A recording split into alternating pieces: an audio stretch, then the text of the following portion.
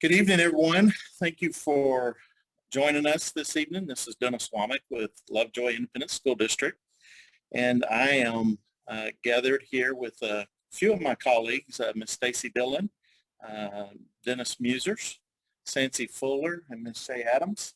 And I'm going to walk you through our attendance zone information. The district has held 3 meetings with our Lovejoy Elementary school families. We had about just over 100 families that participated. Either we had 2 on-site in-person meetings and 1 via Zoom. And like I said, we had about 100 parents or family members that joined in those planning meetings, and really had the wonderful pleasure of walking through this information with our Lovejoy Elementary folks. But before we get into the rezoning, just wanted to share a little bit about how the process is working behind the scenes to really prepare Hart and Puster to be our 2 K-4 campuses, kinder through 4th grade campuses for next year.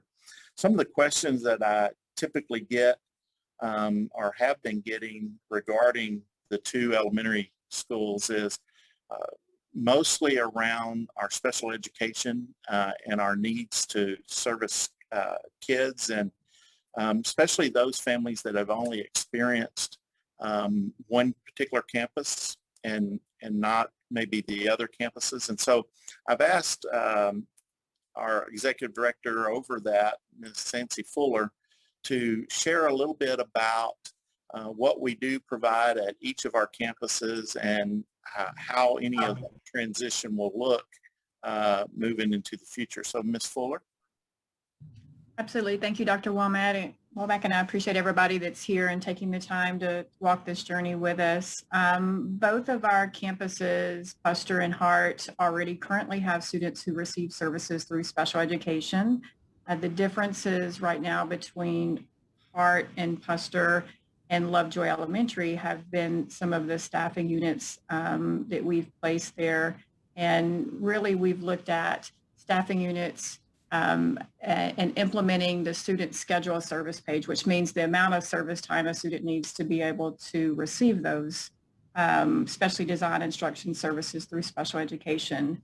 So things like sensory rooms, which we have at all 3 campuses. Sometimes if you've only had one experience at one elementary campus, you may not realize that we do have that same setup and support on the other 2 campuses, and that will continue. We have speech therapists that are on all 3 of the campuses, and we will look at how to continue providing speech services and supporting all students. Any of our related services, so occupational therapy and physical therapy, music therapy, all of that would continue to be provided at both Hart and Puster. So what we've done is we've had some meetings with campus special education staff to have them start thinking through the best pathway for transitioning the students that they're working with day in and day out. And we already have a process in the district for students who move from elementary to Sloan to middle, and middle to high school that we do that has worked pretty well. And we'll build upon that as we look at transitioning students from Lovejoy Elementary to whichever respective campus they go to once the board makes that determination on May 10th with the attendance zones. And so what we'll do is for students who need that level of transition, we actually start doing that in the spring. And whether that's taking tours, whether that to the campus that they'll be going to, whether that's creating visual books of who are the key people or places on the campuses that they'll be going to.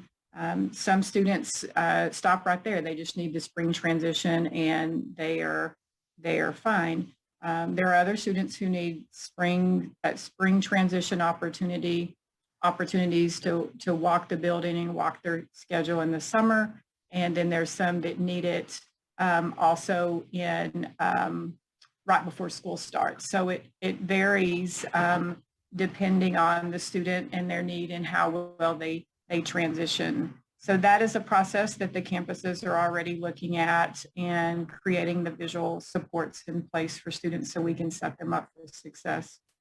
What we've also done is outside of the large group meetings, we have offered to any parent that has a child that receives services in special education, that once we know where their student will be attending elementary at based off the decision on the attendance zone, we'll have individual meetings with them to continue to elicit their input and any additional thoughts that they may have regarding transitioning, so we can make that a smooth transition, not only for the student, but also as the parent, because they will be meeting some new staff or administration, not completely new of everyone, but we want to make sure that that relationship is starting to get built.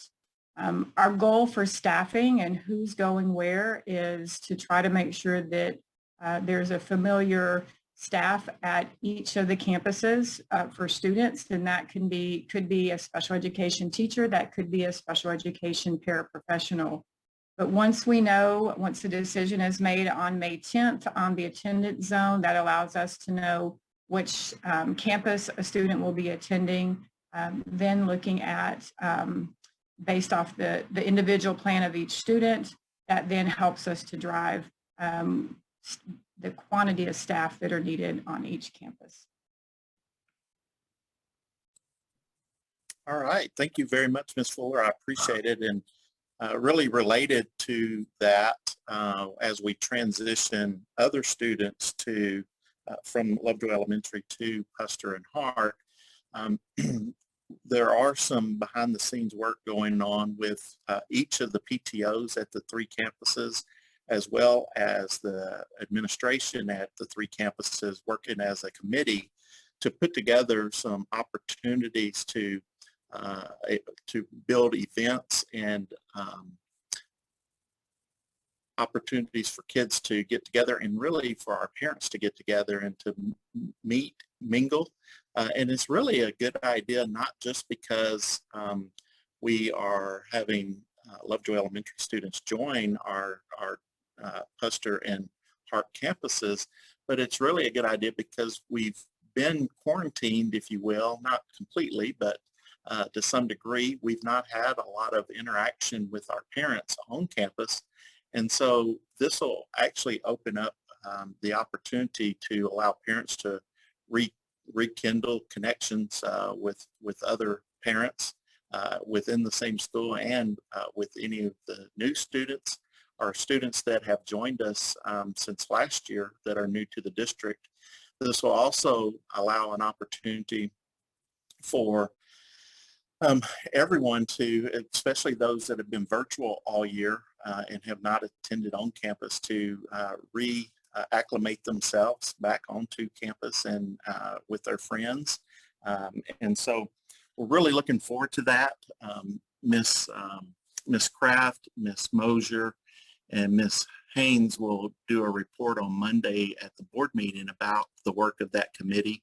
Again, that's with the administration at all 3 campuses and the PTO officers at all 3 campuses working together to develop what that looks like in the transition activities that come really towards the end of this school year, some opportunities during the summer, and really gearing up in August as we get ready to return back to school.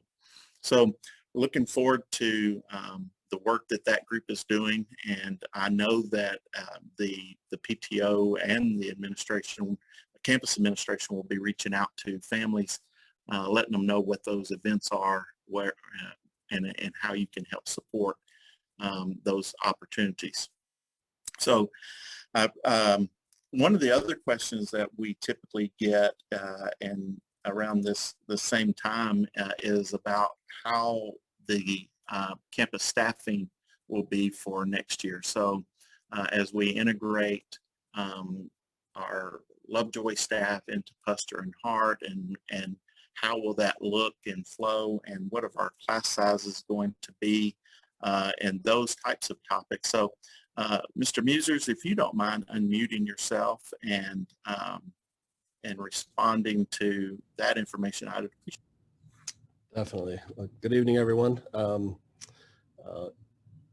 Just to first start with piggybacking on what Dr. Womack said, the committees are starting to put together some very exciting plans that really kick off this May and include some summer events and certainly some back to school events in August. So keep your eyes peeled for all of that. And really what we heard loud and clear is, let's not have huge events where people don't really get to know each other. Let's have some smaller grade level specific type things so that there can truly be some bonds built and some connections made or reconnections made. So that's definitely in the works, and we're excited about that. In terms of class sizes and staffing, really our philosophy from the beginning has been that really we're creating two new campuses, that that we are going to be purposeful about the integration of the teams in terms of grade levels and strengths and experiences. So I'm very excited about the placements that we've made. All of that was done in collaboration with, of course, the teacher's voice being loud and clear in terms of a direct survey that we provided to all Lovejoy Elementary School staff that coincided with some surveying that had already occurred just in terms of a typical school year of the Puster and Hart staff in regards to would you like to switch grade levels? Do you have any preferences in terms of your teaching?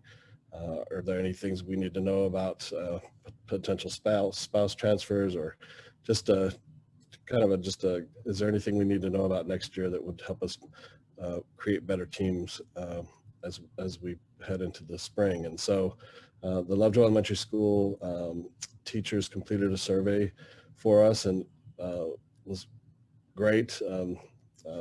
We encouraged honesty, and we got honesty, which was exactly what we wanted as far as I'd prefer Puster or Hart.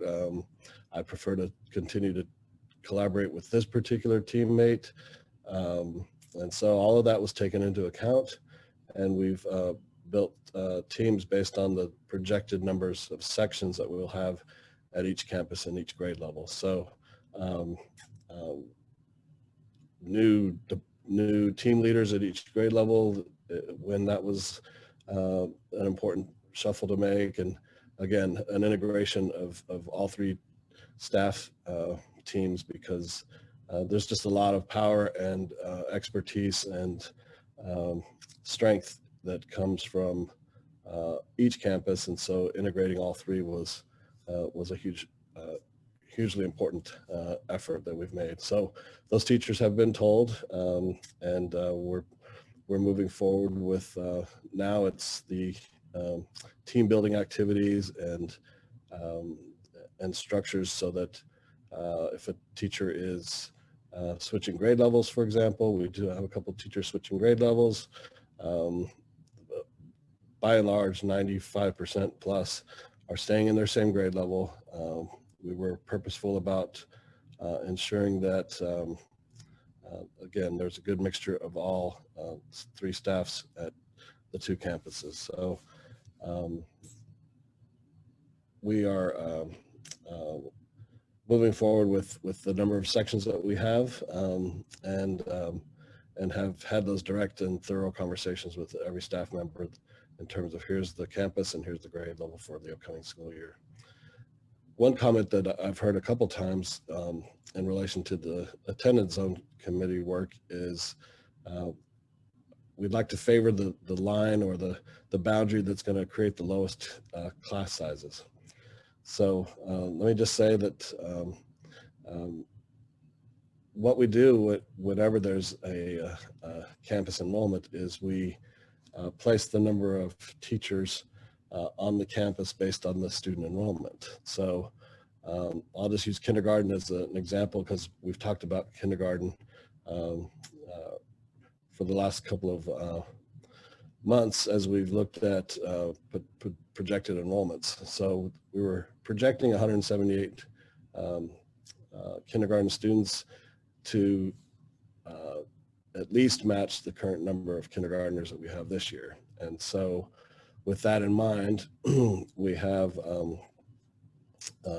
identified 10 teachers that would be kindergarten teachers, 5 at each campus. However, we're also closely monitoring pre-enrollment at each campus. And so it appears that the Hart kindergarten numbers are going to be less than 88 students. And if that happens, then what we would do is move 1 kindergarten teacher to a first grade opening, for example.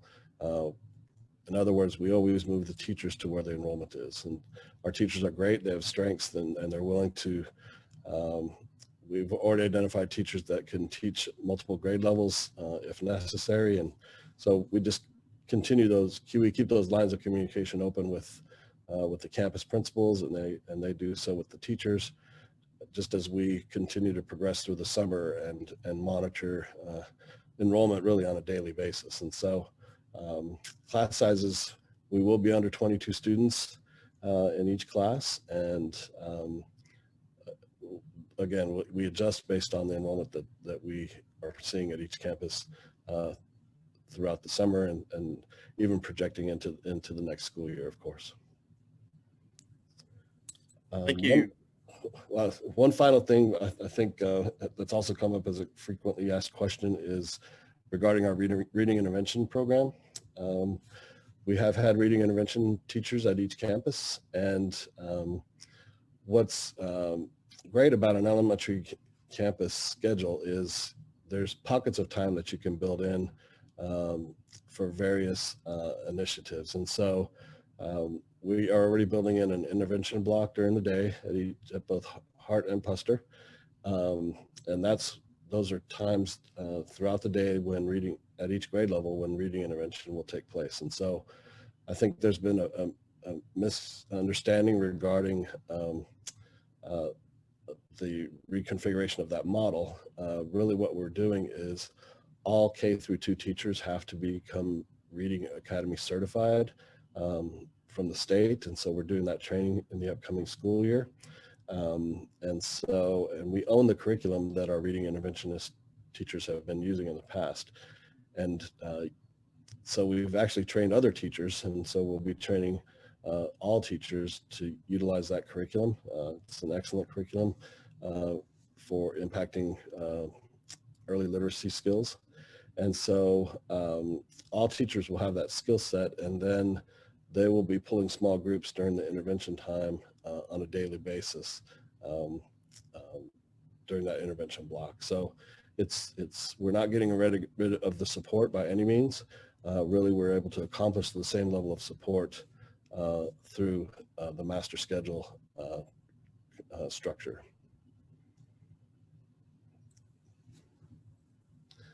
All right. Thank you, Mr. Musers. Appreciate that. We're going to jump into some slides here, and so I'm not going to bore you to death with a lot of information about the whole process, but I am going to make sure that you have enough to understand what the direction is and why that direction's that way. And so our current elementary attendance zones are here on the map, and most of you already know this. So if you live in Belmont or Belle Grove over here in 3B, you know you're already zoned to Puster. If you live in 3C, which is Stacy Ridge, you know you're zoned to Lovejoy Elementary School. If you live down in 7B, then you're in Seis Lagos area or Rockdale Park, you know you're zoned to Hart Elementary. And so each one of the planning areas is what we call these numbered spaces. So like if you live in Serenity, you're in 1. If you're in Tranquility Farms, you're in 2B, Oakwood, you're 3A, and so forth. And so we take each one of those planning zones, and our demographer actually breaks out all of her data by planning zone, by subdivision within the planning zone. And so that's how we are able to calculate the approximate number of students that we'll have from year to year, is based on the development and the exchange of homes within each one of the planning zones that we have. And so looking at each of those planning zones, the demographer is able to go in and determine that from the zoning that we currently have in Lucas and Fairview, the little portions that we have of McKinney, the city of McKinney on the north end of the district, and the small amount that we have of Allen, the city of Allen, over off of Stacy Road, that we're about 95% built out, that of the properties available within the Lovejoy ISD boundaries, we're about 95% built out. So in the past, we used to get growth primarily through new homes. So as new homes were built, we had families move in, and that's where the majority of our growth had always come from. As we've neared that build out number, that the number of new homes has obviously gone down. And so we rely upon, for new growth, the flipping of homes, meaning as an empty nester will move out, that a family with school-aged children would move in. And so that's really in the last 5 years, going on 6 years, has been where the majority of our growth has come, is from the flipping of homes, or the re-establishment of homes after they're sold. As our home values in the district have continued to rise, since 2015, what we've seen is a decrease in the number of K-4 students, and it's been a continual decline, not real steep, but a continual decline of our K-4 population as a whole. And so to give you an example, we'll graduate 378 students on Saturday, the 29th of May. And this school year, we only gained 178 kinder students in the system. And so that's not unusual for Lovejoy. Like I said, over the last 5 years, we've been on a decline with the K-4 enrollment as a whole, but we're really not declining in enrollment overall. We tend to get some growth in the upper grade levels, really 5th grade and up, but primarily 7th grade through 12th grade is where we see the most increases throughout a school year, or leading up to a new school year. So what our numbers look like today, our current enrollment in our K-4 program is we're just over 1,200 students. Again, 178 of those are our kinder students. And you can see that there's even a little growth that occurs during the school year at the higher grade levels within our K-4 program. So if you look, the 4th grade is larger than the 3rd grade, which is larger than the 2nd grade, which is larger than the 1st grade, and so forth. And so as kids matriculate through the system, we do typically pick up some additional students in the 1st through 4th grade as we go along. As Mr. Musers mentioned a moment ago, we do track our pre-enrollments, and those are families that we know are moving into the district, have bought a home in the district, are building a home in the district on the few plots that are still left to build on, or subdivisions left to build in. And so taking that data and aging all of our students up 1 year in this 3rd column from the left is our kinder of 178 moving to 1st grade and 2nd grade and 3rd grade. At the end of this school year, once our 4th grade is promoted to 5th grade, we'll have about 923 students that are currently enrolled in the district that we know should return next year. Now, should return is the operative word. We do lose some students over the summer from changing plans with the family. They move out, or they've been relocated. There's various reasons for that, but we anticipate around the 923 students attending and are some changes within that grouping as new students roll in.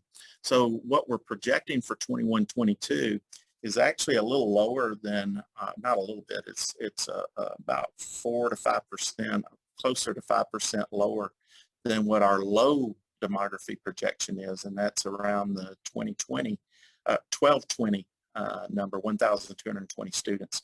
And as Mr. Musers mentioned, we are projecting to equal our kinder population. Right now, you can see in the very last column that we've pre-enrolled 150 kinder students to date. So we'll continue to enroll. We typically get the majority of our enrollment before school ends, our pre-enrollment before school ends. We have some kids that'll trickle through the system over the summer, but really by the end of May, we'll have a pretty good idea about how many students we'll have in each of the grade levels. And like I said, we'll get a few more that'll come in over the summer, but the majority of our pre-enrollment will occur during March, April, and May. And so we're in the May process now, really leading up to the end of this school year. And we'll see this number increase, the 1130 that we have pre-enrolled right now. We'll see that increase. I would hope that we're at least at 1160 to 1170 by the end of the month, but we'll see how the numbers play out on that. So when you take a look at our elementary attendance boundaries, if we have Puster and then we have Hart at the bottom on the south end of the district, we met with the Lovejoy Elementary families really to discuss how we might divide the Lovejoy Elementary attendance zone in a way to create the numbers that do not overpopulate one of the two elementary campuses. And so the administration actually put together a couple of options for the parents to review and to look at. And then we also provided them an opportunity to kind of draw your own lines. If you wanted to create a different model than the two options that we brought forward, we gave everyone an opportunity to do that. And so from those two options, option one was really taking the White Rock Creek geographical line, if you will, or boundary, which is right in this area right here. It's north, so this is Blondie June, where my cursor is now at the bottom of 4D. And so this is the top end of Forest Grove Road right here, or I shouldn't say the top end, it's the bottom end of Forest Grove Road right here at the top of 4D. So Forest Grove, the communities or the neighborhoods off of Forest Grove are primarily 4J and 4B here. Wolf Creek is in 4L. Summerhill, you're in 4K. So these are the primary areas that we were looking at with our Lovejoy Elementary families, including 3E, which is the Rock Ridge area, Lemon Tree, 4C, and some of the development like Lynn Lane right here. Some of the developments coming off of Country Club Road here between Estates and Rock Ridge, the north end of Rock Ridge. And so as we worked through those, this was one option we presented as a natural geographic boundary opportunity. And you can see what the numbers would do in terms of projected enrollment for next year.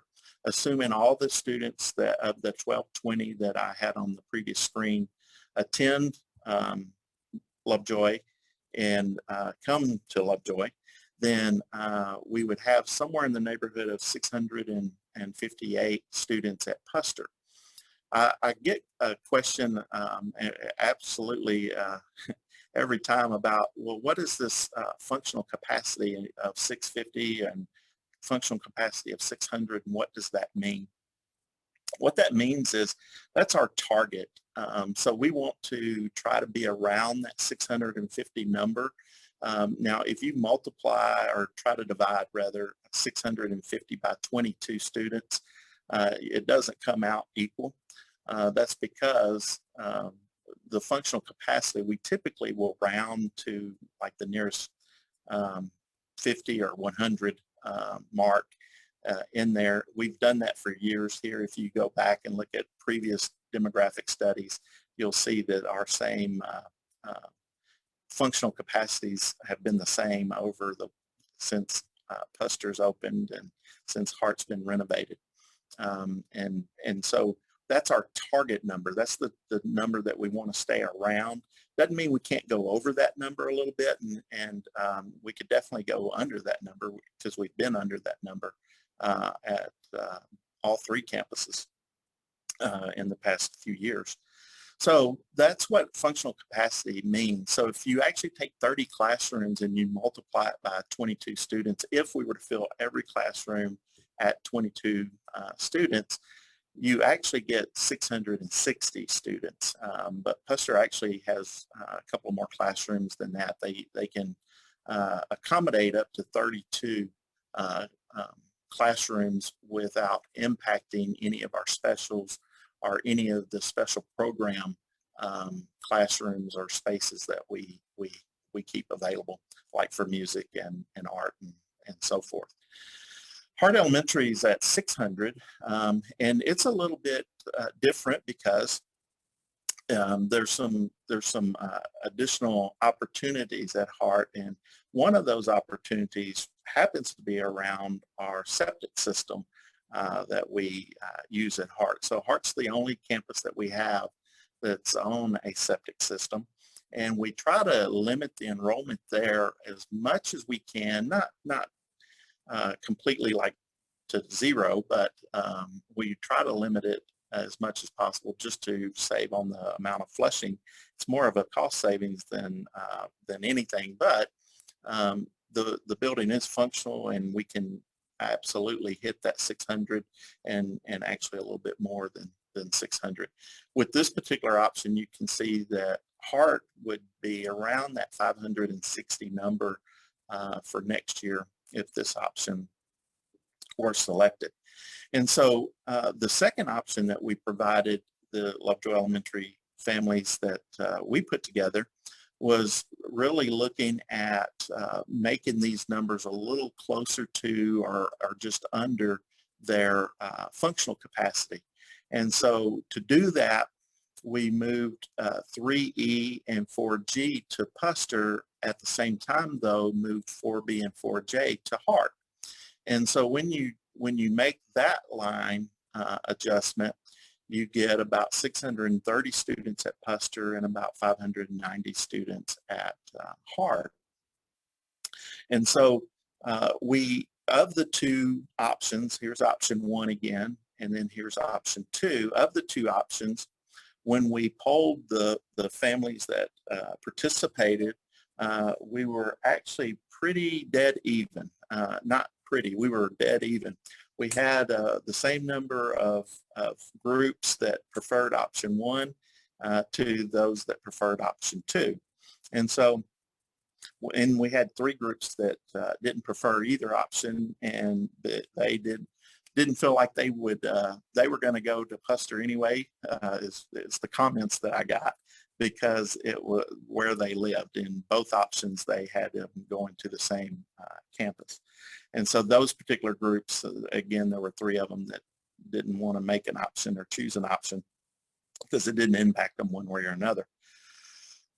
In this particular option, option two, we did have some comments about, well, would you be willing to split 3E and allow part of 3E to go north and the southern part of 3E to go south? And so I did actually poll the folks that live in 3E regarding that particular question. And as you would imagine, they were split.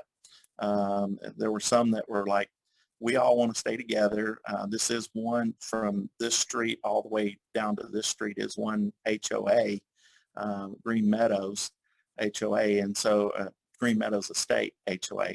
So there's a group that would like to really stay together as one neighborhood. And then there's some folks that live really a little bit further south of Green Meadows that would like to go to Hart because of the distance that they're closer to Hart, which I completely understand. So that was one of the areas that were looked at. And then this 4G, we actually have two families that live in 4G, and some of the comments I got, and I'm looking at the comment cards here, was that we should just allow 4G to choose where they want to go. Well, of the two families, they both want to go different to the other campus, believe it or not. So that really sums up the two models of the option one, with about half of the Lovejoy families that wanted option one and about half that wanted option two, depending on what group they were in. And so really our recommendation, based on the numbers and their input that we got, is to go with more towards that option two. So our draft that we're presenting tonight is a mirror image of option two, where 3E and 4G would be included, with Stacy Ridge and Country Brook going north. Summer Hill would go north, and Wolf Creek would go north. And then Lemon Tree, 4D, 4B, and 4J off of Forest Grove would come south. And so, as I mentioned earlier on option two, it really divides the numbers pretty well, even out into the future. As we look out 5 and 10 years out, if the projections hold, that they will continue to be able to support those geographical areas as a whole. So this is where we're recommending at this time, but we do want to get any additional feedback from the district as a whole.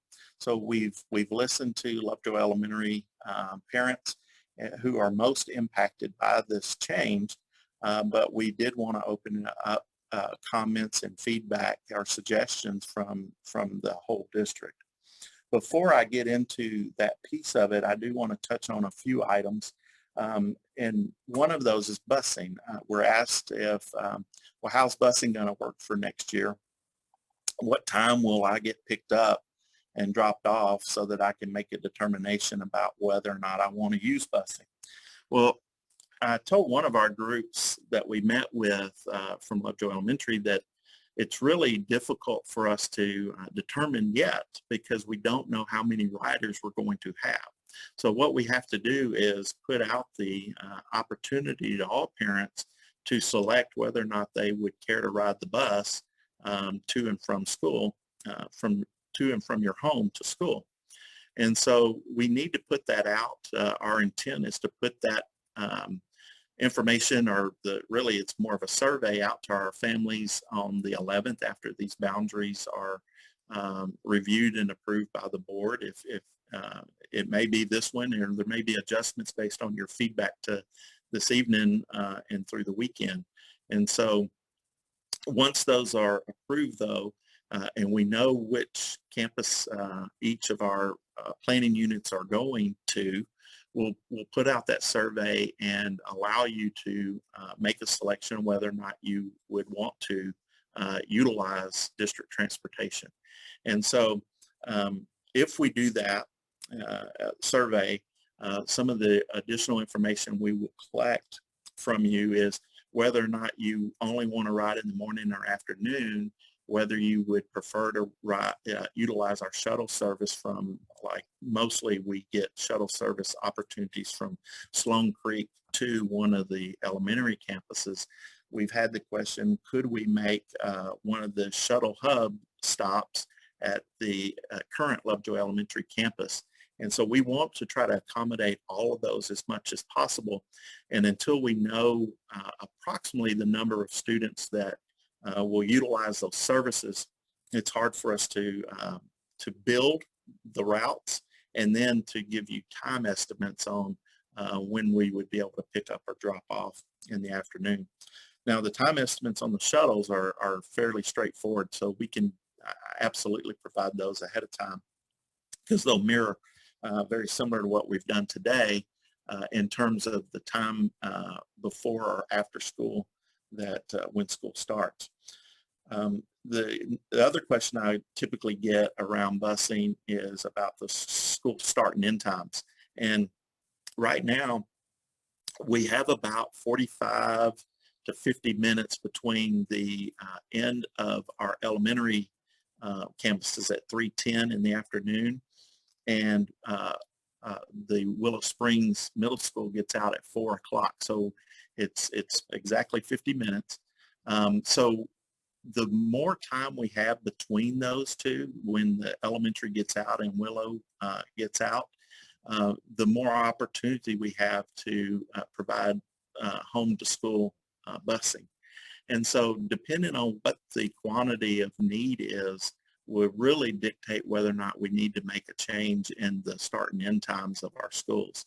So if we were to make a 10-minute or 15-minute adjustment in there to allow for time to pick up the students and then run the route, even that 10-minute difference can make a significant difference on the number of students that we can service within the short time period between when the elementary releases and Willow Spring releases. So once we put the survey out and gather more of that information, we will be able to then discern or determine what the school start and end times could be. They're not going to be significantly adjusted, if at all. They may just stay exactly the way they are now, and it'll really depend on what the need is for district provided transportation. We are planning on recommending to the board to charge a fee to everyone that rides the bus. Currently, those that live the closest to their campuses are charged a fee. This year, that fee was $350 for the year. It's about $40 a month per rider. And those that live the furthest away from their campus, that they were eligible to ride for free. Due to the cost of our riders or running the buses, it's about $650,000 a year to operate the 12 routes that we have.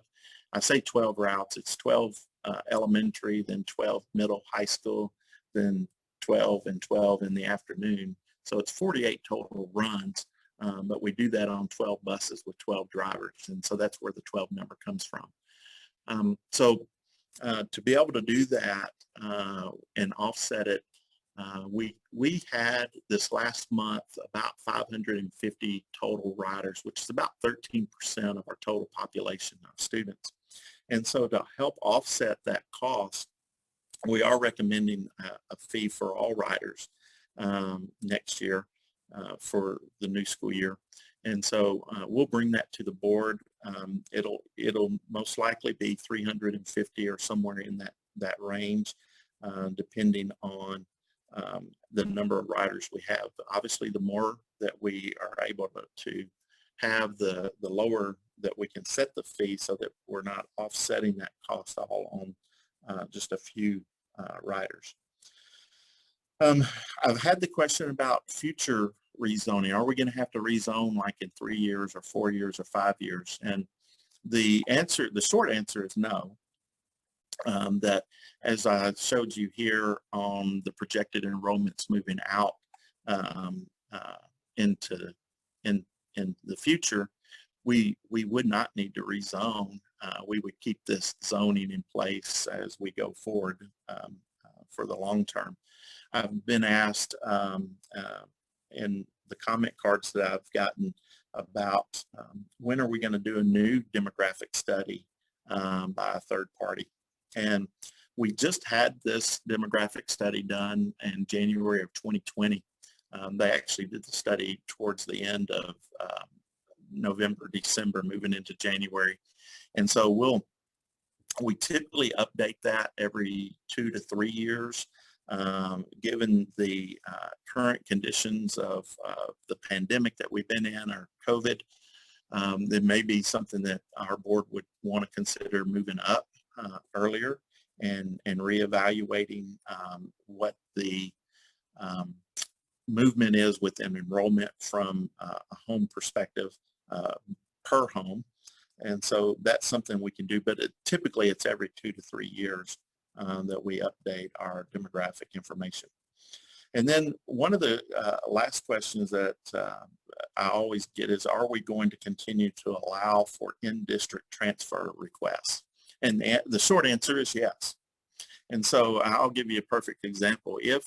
If you live at the southern tip of 3E and you want to attend Hart, and we have space at Hart in those in the class level you're requesting, then I would hope that you would enter in or submit a in-district transfer request, and you could go to Hart versus driving up to Puster.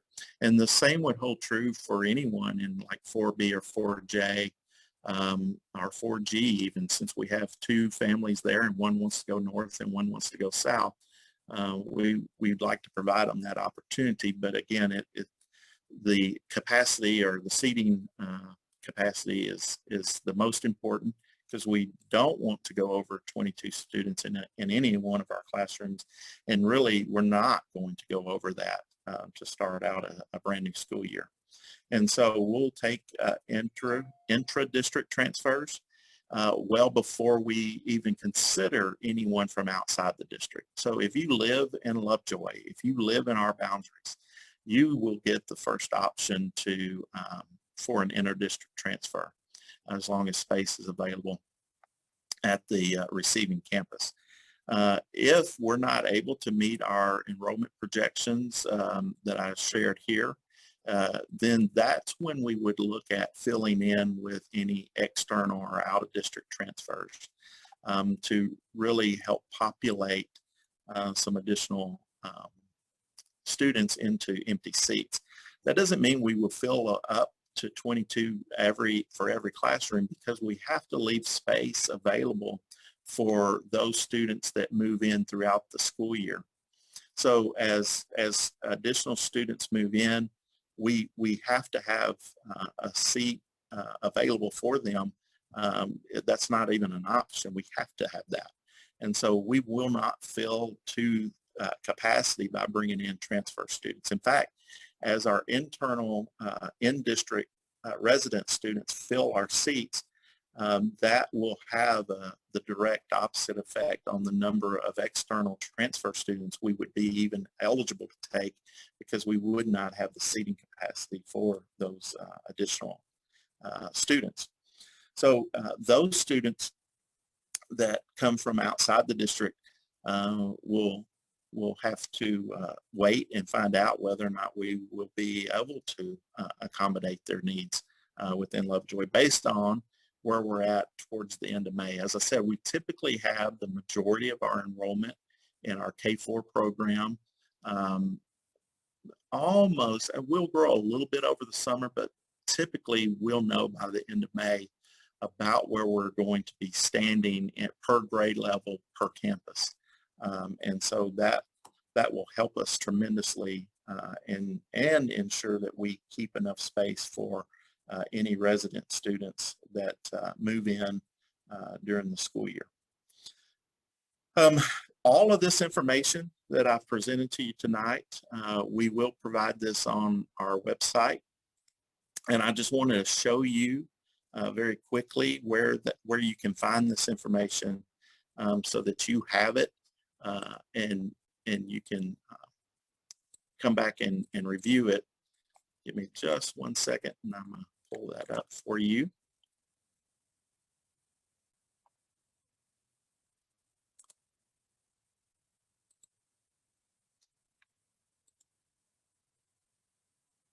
I apologize, I did have it pulled up originally. And I'm going to start my sharing.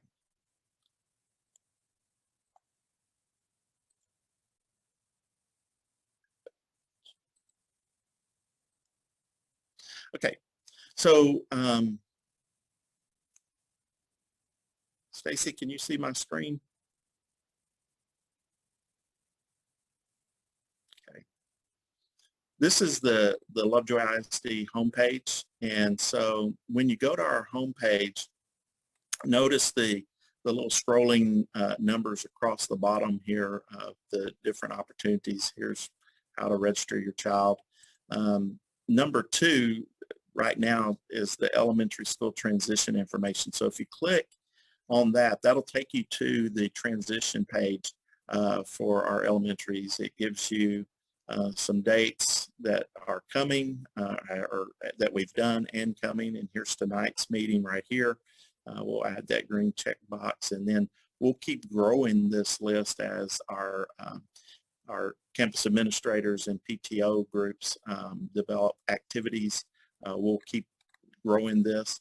But right over on the right-hand side of the page is the draft attendance zone map that I just had up on the screen for you, so you can access it there. If you want to provide any suggestions or feedback, you can click this, and there's a form, and that same map is on that form where you can give your feedback to the district on there. And then Tuesday the 11th, after the board considers the zones, we'll release the in-district transfer request form. So you'll just come back to the same page. If that's an area that you want to submit to switch campuses, then you'll fill that out. You'll download the form, fill it out, and then send it in to Stacy Dillon, and we'll get it processed. And so that's where the information is as you're going or you're looking for the information I shared tonight.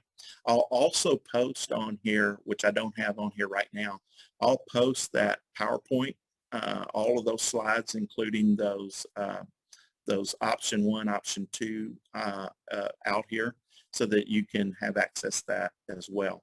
So if you have any feedback or any suggestions or any comments, please utilize this form. If you'll just click on it and put your information in there about what your suggestion is, we will be monitoring that all the way through Monday and up into the board meeting, and try to make any adjustments to the zoning map that's feasible or possible to accommodate what we can accommodate as much as possible. So I appreciate your time this evening. I know I was trying to keep it right at an hour, and I think, let's see, 6:56, so we're doing good on that. I appreciate your time and your attention, and again, if you have any questions, comments, or feedback that you'd like to leave, please utilize this opportunity here on the draft attendance zone feedback form so that we can collect that information and get it and utilize it. And if it is questions, we are planning to have a frequently asked questions section, and I do have your cards, those of you that have already submitted questions that attended our planning zone meetings, and we will get those questions on there. I've tried to answer them all tonight, the ones that were asked, and so I wanted to be sure that I at least provided that verbal answer, and then we'll get it typed up and added to this website as well.